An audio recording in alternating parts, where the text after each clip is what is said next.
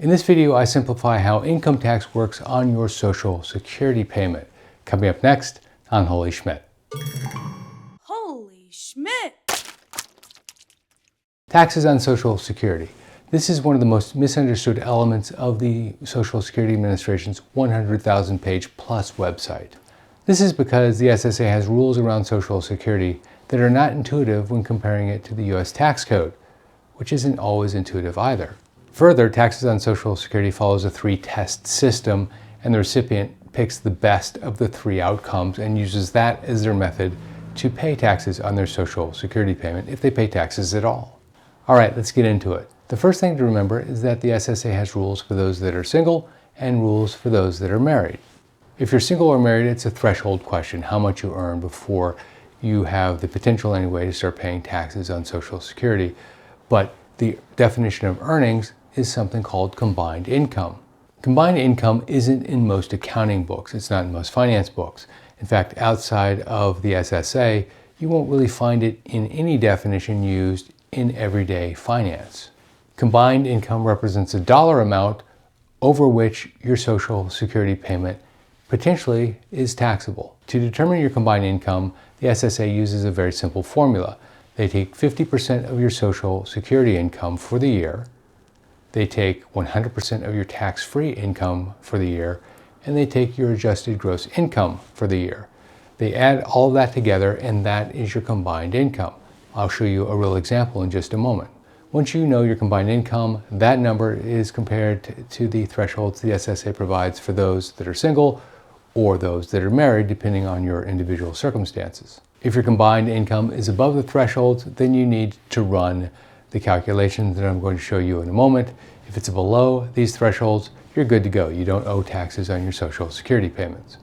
These levels, by the way, have not changed since 1983, so there's a reasonable chance that you will owe taxes on your Social Security payment. In fact, there are 3 times more people today that owe taxes on their Social Security payment than back in 1983. Having said that, here are the thresholds. If you're single and you have combined income of less than $25,000, or if you're married and you have combined income of less than $32,000, you will not owe taxes on your Social Security payment. If you're single and you have combined income between $25,000 and $34,000, then you may owe taxes on up to 50% of your Social Security payment. If you're married and you have combined income between $32,000 and $44,000, you may owe taxes on up to 50% of your Social Security payment. If your combined income is over $34,000 if you're single and over $44,000 if you're married, then you may owe taxes on up to 85% of your Social Security payment. Now you're saying, Jeff, you're using the term may owe a lot in this video. Do I owe taxes or don't I owe taxes? Well, once you know what your combined income is and you know where you sit in these different thresholds, you then need to take that information and use it in one of these 3 different calculations. It's important to note that there's no different tax rate for Social Security.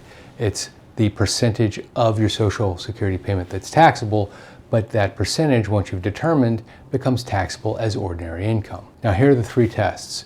Remember, you will take the outcome that's best for you, not best for the SSA. Test number 1, simply put, 85% of your Social Security payment.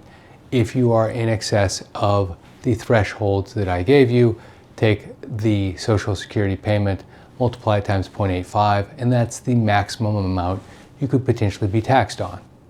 Test 2, 50% of your Social Security payment plus 85% of your combined income over the second threshold.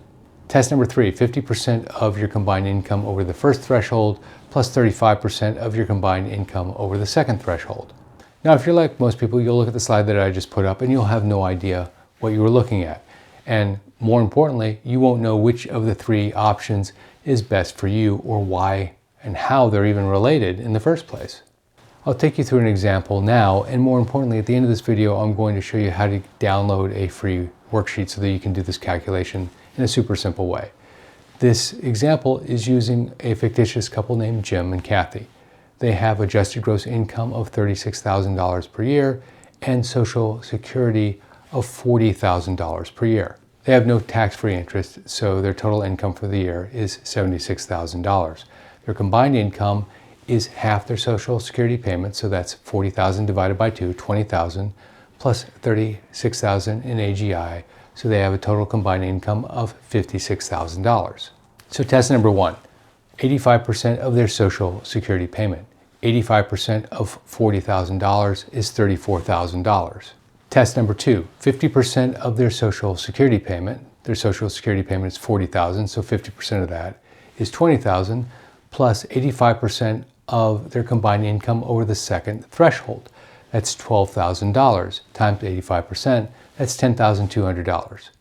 $20,000 plus $10,200 means that $30,200 of the Social Security payment is taxable.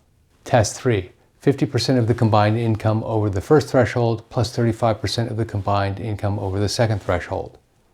That's $24,000 times 50% plus $12,000 times 0.35%, giving a taxable amount, Social Security amount, of $16,200. As I mentioned at the beginning, these thresholds haven't gone up since 1983. Most Social Security thresholds go up with either the cost of living or some other benchmark, but these numbers haven't gone up. Of course, by raising the thresholds, this means the SSA collects less tax because the taxes paid on Social Security go right back into the Social Security trust. If I were to predict what's going to happen as Social Security gets modernized sometime over the next few years to deal with the 2034 cliff, the likelihood that these numbers go up is reasonably high, in my opinion. Of course, taxes still need to be collected, so any income that's lost by modernizing these levels will be offset by additional tax on someone somewhere. If you want to learn more on this particular subject, I've included a link in the description below that takes you to the Social Security website, and that link will discuss, or the website will discuss, taxes on Social Security. Also, don't forget to go to holyschmidt.com/Social Security tax to get your worksheet. Also, check out my last video on how much you should have saved by age 55, 60, and 65 according to the experts. This is Jeff Schmidt. Thanks for watching.